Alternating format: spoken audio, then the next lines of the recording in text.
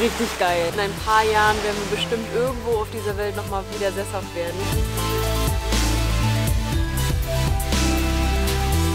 Bremskraft fehlt. Wir hatten ja auch nicht immer Glück mit den Werkstätten. Das muss klappen. Das war richtig, richtig Glück. Ich bin angespannt. Wir brauchen eure Hilfe.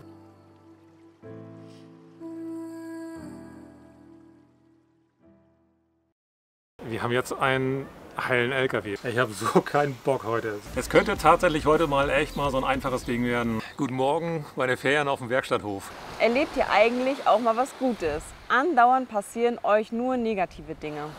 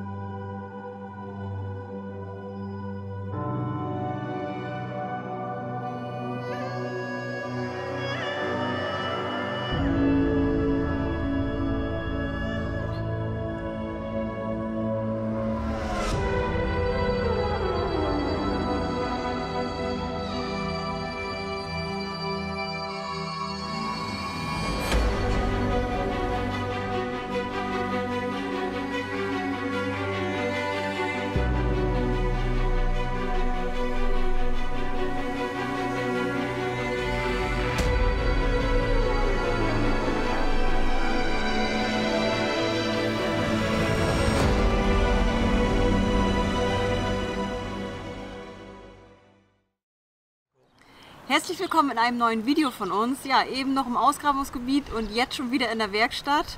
Also Sightseeing in Griechenland und Schrauben in Griechenland, das wechselt sich irgendwie gerade ab bei uns. Wir werden die Nacht hier auf dem Werkstatthof verbringen. Nikolaus wird euch jetzt einmal erklären, was jetzt im Moment unser Problem ist und was wir morgen angehen werden. Eigentlich sollte ja jetzt alles überholt sein bei den Bremsen, sollte man meinen. Aber nein, da gibt es noch ein Teil oder eigentlich zwei Teile, die hatte ich schon so ein bisschen immer im Auge gehabt, na, das wird irgendwann mal passieren. Was ist passiert? Wir hatten immer mal wieder verminderten Bremsdruck. Ich habe gemerkt, dass irgendwie ganz zufällig ab und zu mal mir richtig eine gute Portion Bremskraft fehlt. Und das war völlig willkürlich. Also es war nicht so richtig herzuleiten, zumindest am Anfang nicht. Dann hatte ich überlegt, naja, also er zieht nicht nach links und nicht nach rechts, also kann es nicht irgendwie ein Radbremszylinder sein. Und ja, im Grunde genommen fällt ein ganzer Bremskreis aus. Und dann habe ich mir überlegt, ja, Öl kann das eigentlich auch nicht sein, weil das kann nicht mal gut bremsen und dann mal nicht bremsen. Also ja, da hatte ich dann schon überlegt, das muss einer der Hauptbremszylinder sein. Und habe mir das dann mal angeguckt. Und ja, im Endeffekt ist es so, wenn man ganz leicht auf die Bremse drückt, dann drückt sich die Bremsflüssigkeit an den Kolben vorbei und steigt dann im Druckbehälter an. Wenn man allerdings stark auf die Bremse, also sehr plötzlich auf die Bremse drückt mit starkem Druck, dann passiert das nicht. Deswegen habe ich das mal, dass er gut bremst, das heißt, wenn ich richtig in die Eisen steige, oder eben nicht gut bremst, wenn ich so ganz vorsichtig anbremse und dann merke, okay, ich müsste dann doller bremsen und dann merke ich, oh, da kommt ja nicht so viel.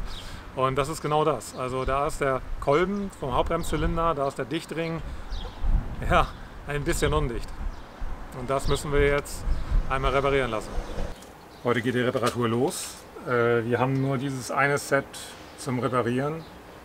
Das ist das letzte aus Spanien. Da gibt es kein anderes mehr. Und das muss klappen. Deswegen sind wir auch so ein bisschen nervös und alle sind auch sehr vorsichtig jetzt. Gucken erstmal, ist es denn noch das richtige Set? Ich bin mir sehr sicher, dass es das richtige Set ist, aber ich verstehe halt auch, dass sie selber dann auch sicher gehen wollen, bevor sie komplett alles auseinanderbauen. Ich hatte ja schon gesagt, dass ich so das Gefühl hatte, dass der irgendwann kommen wird und eigentlich, ja, zu so einem Zeitpunkt hätte ich dann eigentlich schon die Ersatzteile besorgen müssen, um sie auf Vorrat zu haben, aber die waren einfach nicht zu bekommen. Sondern es war jetzt pures Glück, dass wir in Spanien einen Shop gefunden haben, der zwar diese Ersatzteile angezeigt hat, aber wie alle anderen nicht mehr vorrätig hatte. Und ich hatte dann nochmal nachgefragt, ob er nochmal gucken könnte, ob er es irgendwie anderweitig besorgen kann. Und er hat durch Zufall dieses Set nochmal irgendwo in irgendeiner Renault-Werkstatt gefunden. Und er meinte, das ist das Letzte, das absolut Letzte. Das war richtig, richtig Glück. Wir haben ja zwei von den Hauptbremszylindern und der zweite, der wird natürlich irgendwann auch mal mucken. Und dafür habe ich dann jetzt von einem Schlachtfahrzeug einen Gebrauchten gefunden. Den habe ich dann ausbauen lassen und dann erstmal in unser Depot zu Yvonnes Eltern schicken lassen. Da haben wir zumindest ein bisschen Sicherheit.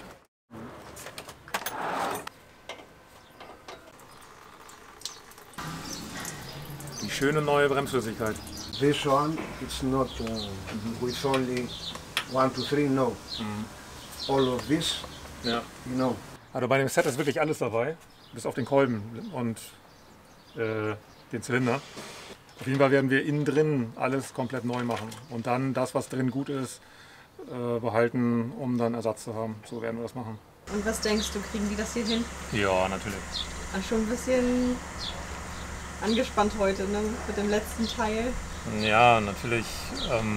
Auch diese Art von Bremsen, die kennen die Mechaniker eigentlich fast nirgendwo mehr.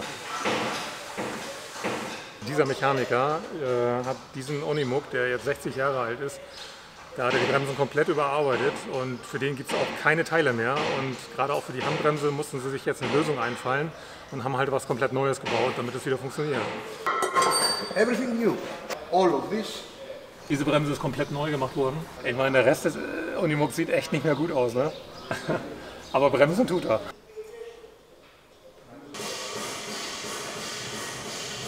Die Unimog-Experten werden mit Sicherheit sofort erkennen, was für ein Motor das ist. Ich habe keine Ahnung, das ist in irgendeinem Vierzylinder. Ich sag mal, während der Rest der Außenhülle des Monitors des Unimogs komplett auseinanderfällt. Aber die Technik, die ist spitzenmäßig. Das ist irgendwie auch etwas, was ich hier so in Griechenland festgestellt habe. Die Autos von außen, die sehen aus, als würden sie sofort auseinanderfallen. Aber technisch, die laufen. Excuse me. It's like new. The motors? Fiesta. Fiesta. Ah, Fiesta ist ST. Wow, okay. So, 200 Liter. ist ein Rallye-Auto.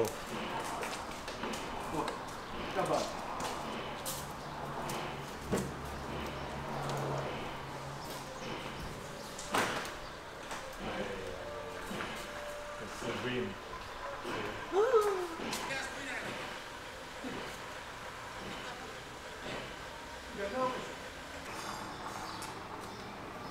...250 PS hat die Kiste, es ist Wahnsinn. Ey, das ist ein Ford Escort, der ist so groß wie ein Golf 1. 240 PS. Oh, wie geil. Ja, das ist der Chef der Werkstatt hier und das ist sein Hobby. Der fährt Rallyes mit seinem Kumpel. Er ist der Fahrer und sein Kumpel halt entsprechend der Reader, ich glaube so heißen die, die den Streckenverlauf vorlesen. Die nächste Rallye ist in 10 Tagen.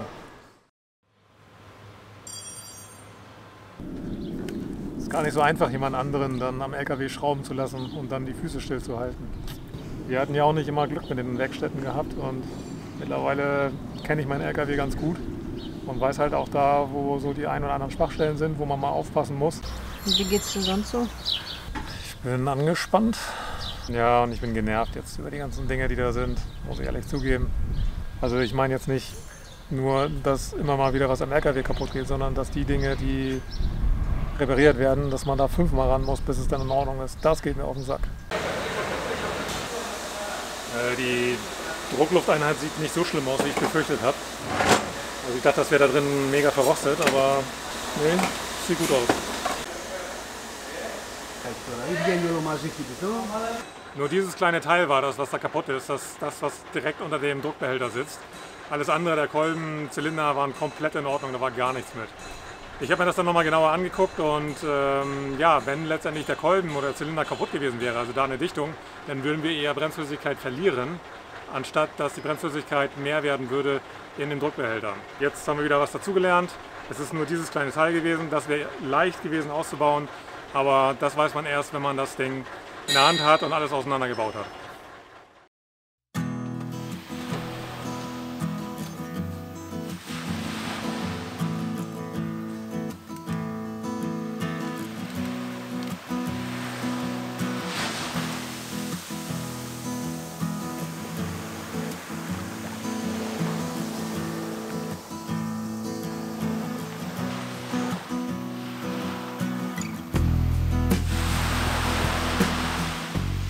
Fast 4 Wochen sind wir jetzt schon hier in Kalamata, zumindest in der Nähe und somit auch an diesem Strand. Und ich kann mir irgendwie noch gar nicht vorstellen, dass wir jetzt hier wegfahren.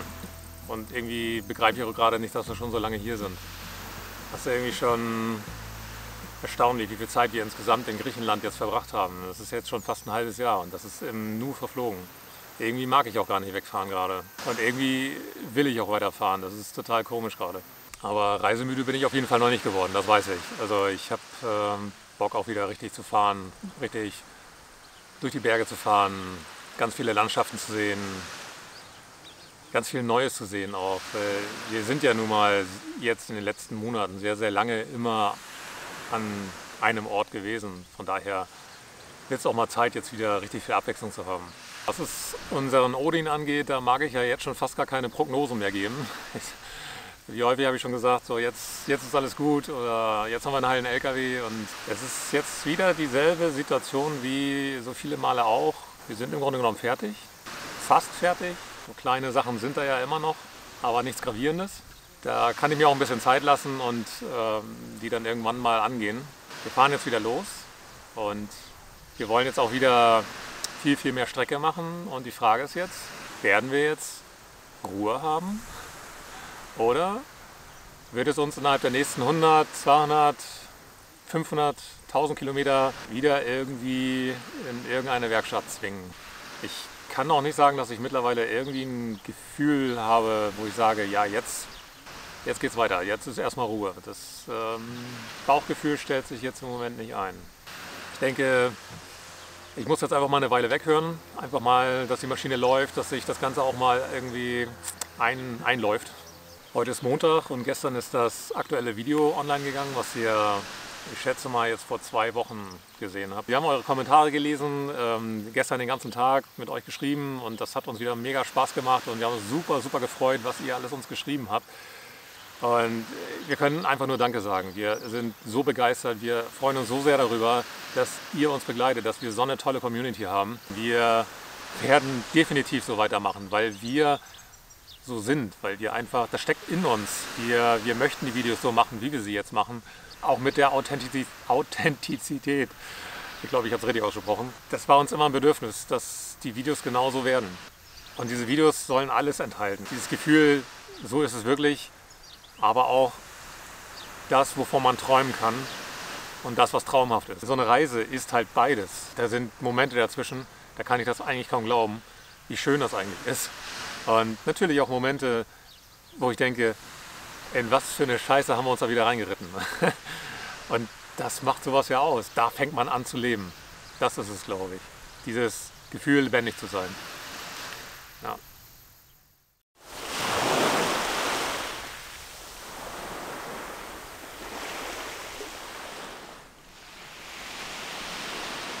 Vier Wochen waren wir jetzt hier an diesem Ort und ich kann euch gar nicht beschreiben, was das mit uns gemacht hat. Also hier ist so ein richtiger Frieden noch. Ich weiß nicht, wann ich das letzte Mal so einen Ort entdeckt habe. Es ist einfach so unglaublich friedlich hier. Irgendwann, ich weiß nicht wann, in ein paar Jahren werden wir bestimmt irgendwo auf dieser Welt nochmal wieder sesshaft werden. Und dieser Ort kommt auf jeden Fall mit auf die Liste. Ich freue mich jetzt aber auch, dass es weitergeht. Wir waren ja 4 Wochen hier, zwar mit Unterbrechung mit der Werkstatt, aber uns erwarten auch noch viele andere schöne Orte und da freue ich mich jetzt auch drauf.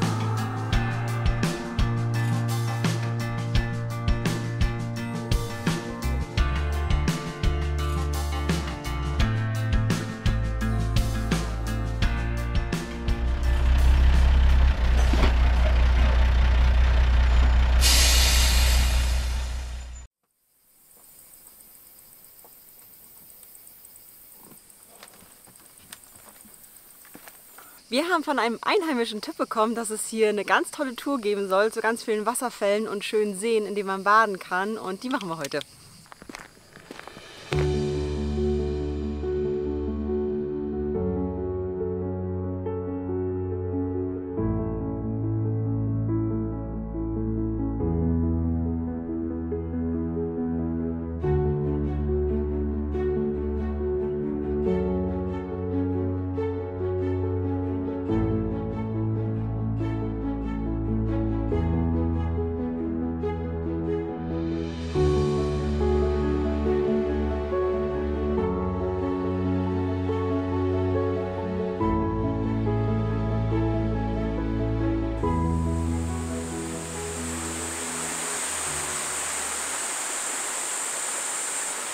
Und was sagst du? Richtig geil, Hammer. Also Ist ein bisschen Urwald, oder? das ist unglaublich. Das ist wunderschön. Das ist Costa Rica. Es ist genial. Überhaupt nicht Griechenland. Genial. Es ist irgendwie, als wäre man hier irgendwo in Mittelamerika oder Südamerika mitten im Dschungel.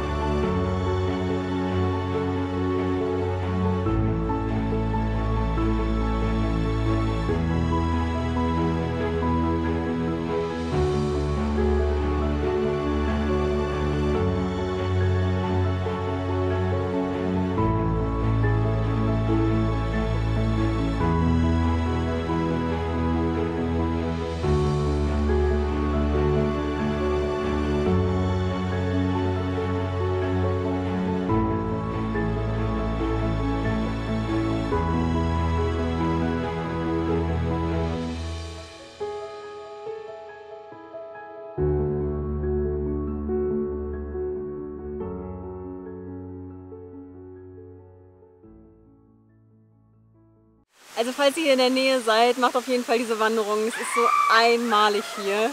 Ist zwar ein bisschen was los, aber es hat uns überhaupt nicht gestört, ne? Ja, genau. Also wenn man hier früh hinkommt, dann ist man eigentlich auch so für sich. Ich würde sagen 8 Uhr, 7 Uhr, dann seid ihr hier alleine. Aber danach wird es dann richtig voll. Ja. Aber es gibt ja auch ganz viele Badebecken, wo man alleine so für sich sein kann. Halt hier am großen See ist natürlich richtig viel los. Ja, aber uns hat das nicht gestört, Nee. hat Spaß gemacht. Ja. Man kann hier von den Klippen so ein bisschen runterspringen und so. Das macht richtig Laune, da dann zuzugucken auch. Und ja. Wir werden die Rundwanderung jetzt noch beenden, zurück zum LKW und dann war das ein sehr gelungener Tag heute.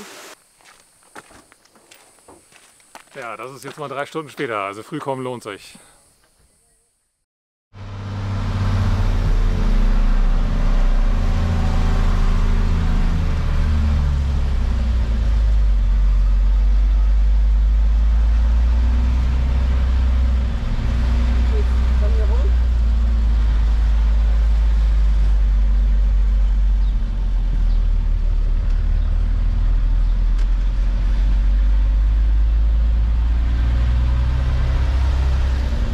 Auf den aufpassen und noch da.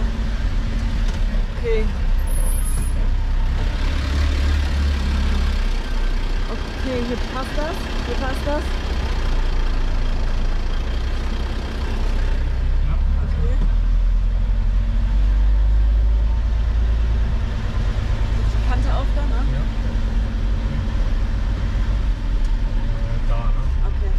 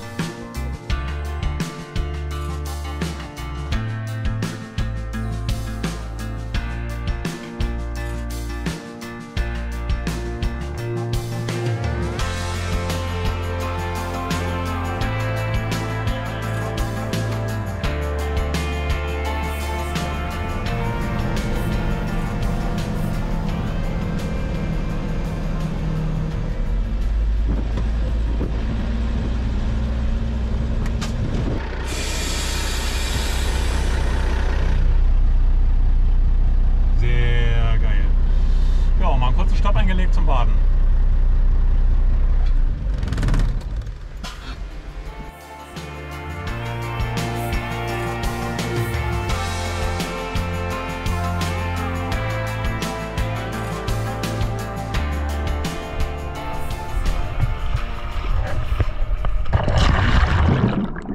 Und das Wasser ist richtig herrlich, oder? Und da ist Odin. Also Camping kann man hier nicht.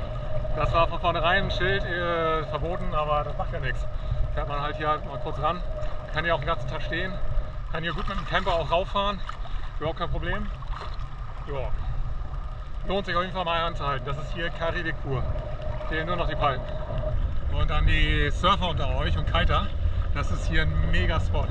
Das ist hier ein Stehrevier. Ihr seht, wir können hier immer noch stehen. Ich bin schon relativ weit drinne. Und hier weht ja immer zuverlässig Wind, sobald die Sonne da ist. Da geht hier richtig schön konstanter Wind. Ich habe ja auch schon einen Surfer gesehen, der ist schon am Gleiten. Leider habe ich das Material nicht mehr. Surfen ist für mich irgendwie, glaube ich. Ich glaube, das war es auch für mich. Da werde ich nicht mehr einsteigen. Aber ich spüre noch die alten Vibes, wie das war. Und hier ist es geil, vertraut mir. Und weiter geht's.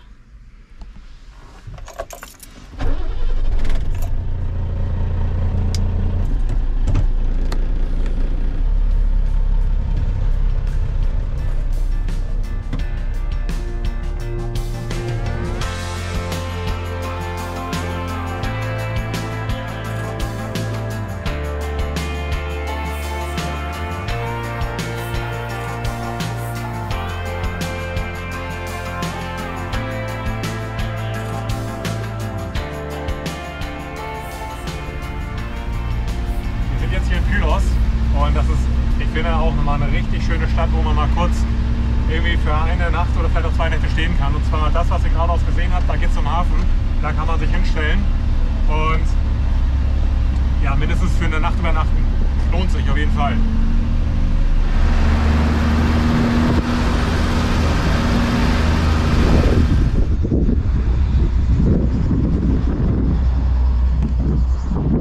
Das ist Pylos und es lohnt sich wirklich hier einmal für eine Nacht zu stehen, wie ich gerade sagte. Das, was ihr gesehen habt, da unten die Marina, da könnt ihr euch wunderbar hinstellen. Das stört niemanden, dass ihr euch da hinstellt und da auch mal eine Nacht übernachtet. Das haben wir in der Zeit gemacht, als wir mit Martina und Hans-Peter unterwegs waren. Im Januar waren wir dann hier oder Februar, ich weiß es nicht mehr genau. Und da war das natürlich noch nicht so schön vom Wetter her. Und jetzt ist es echt, das ist ein Traum. Das ist einfach ein Traum.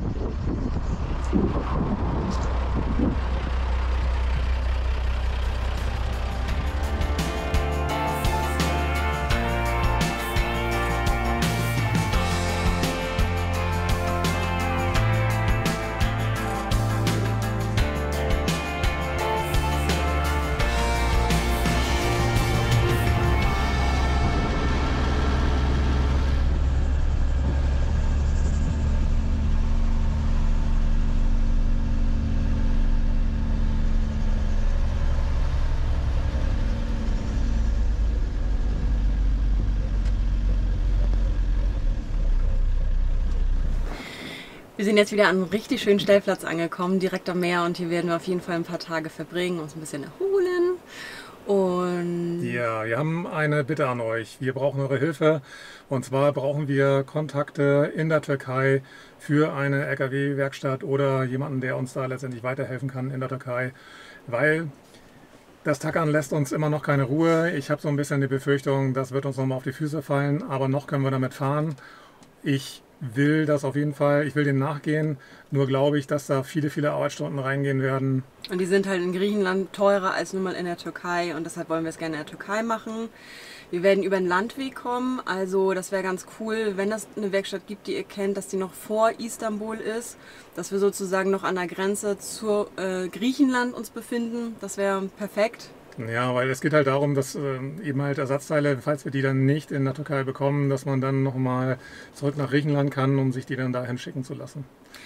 Also, falls ihr jemanden kennt, eine geile Schrauberwerkstatt in der Türkei, könnt ihr uns gerne in die Kommentare schreiben. Ihr könnt uns aber auch eine persönliche Nachricht schreiben oder über Instagram, über Facebook, wie ihr das gerne möchtet. Das wäre auf jeden Fall super, super hilfreich, weil das möchten wir einfach nochmal gerne checken lassen. Ja, das muss sein. Naja, auf jeden Fall im nächsten Video, da gibt es was richtig, richtig Cooles. Da könnt ihr euch schon drauf freuen. Ich freue mich schon ein halbes Jahr darauf, seit wir in Griechenland sind. Da habe ich da richtig Bock drauf, das zu machen. Und im nächsten Video machen wir das endlich. Ja. Also seid gespannt. Genau, abonniert unseren Kanal. Ihr wisst ja, das ist kostenlos und ihr könnt das jederzeit wieder deabonnieren. Das ist letztendlich nur so ein Button, der nichts anderes ist als ein Favorit. Ihr setzt uns als Favorit und nichts weiter ist das. Da ist das Wort Abo so ein bisschen misleading. Deswegen abonniert unseren Kanal. Das hilft uns, das hilft anderen, die unseren Kanal noch nicht gefunden haben und unsere Videos dann auch noch nicht kennen.